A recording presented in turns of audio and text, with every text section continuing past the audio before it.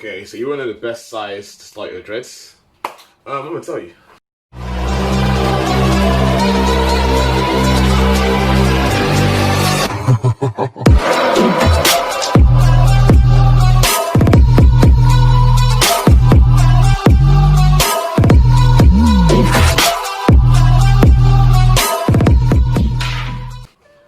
Okay, when you're considering the size of your locks, dreads, whatever you want to call them, the first thing to consider is your hair type. So the hair type, I'm just gonna put it somewhere here. With me, my hair is more towards 4C, 5C even more, because my hair is just mentally like wiry. But yeah, that's another thing I'm doing. Where am I going? So my hair is more towards the 4C, more towards it. My hair is 4C. But some of you guys might have less curly hair, more straighter hair, which is fine.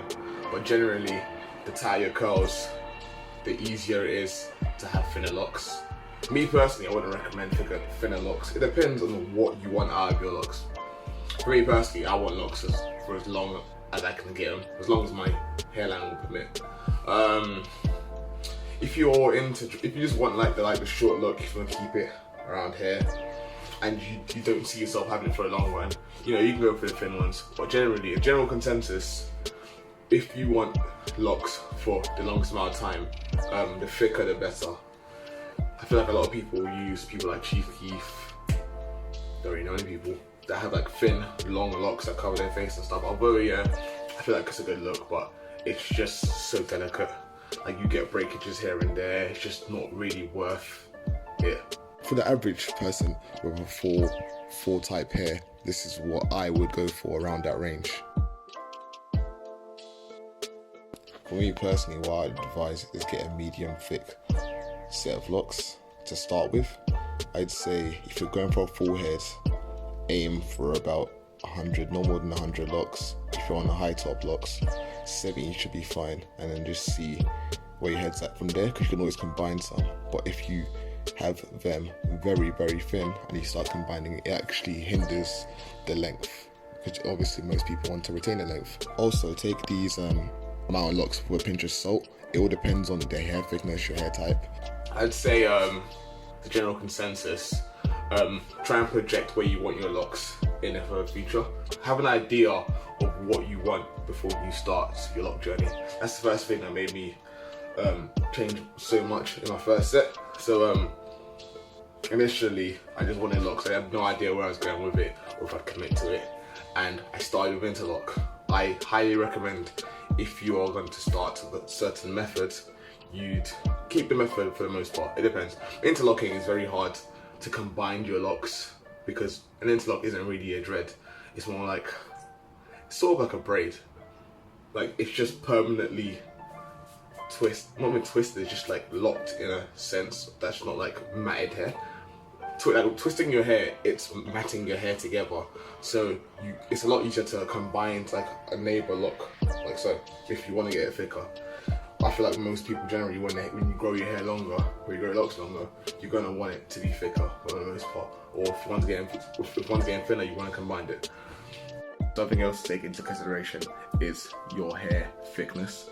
The way to test that is just pull a strand of your hair, don't pull it out, just pull it, and just test it. If you can feel the actual hair strand, you probably have a thicker range of hair.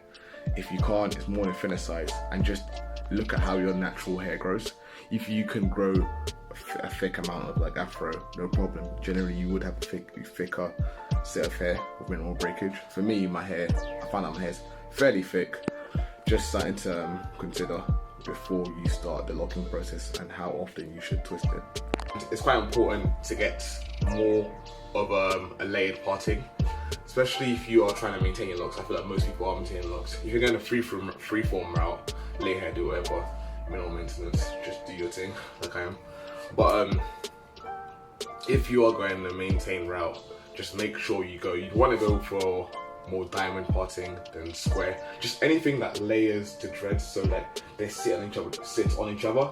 The last thing you want is down the line when your hair gets longer is that there's like gaps showing like your line up if you're planning to get high top dreadlocks or something. You don't want that. So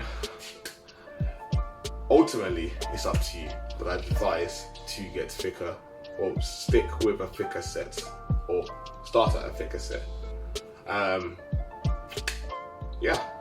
Also, I just want to thank everyone that's been pushing the channel. Just keep pushing it. We're almost at 1K. That is amazing. I didn't even think I was going to get to 1K. I just started like, how long? It's been a while. I just started just posting it. I don't share my videos like to the people I know.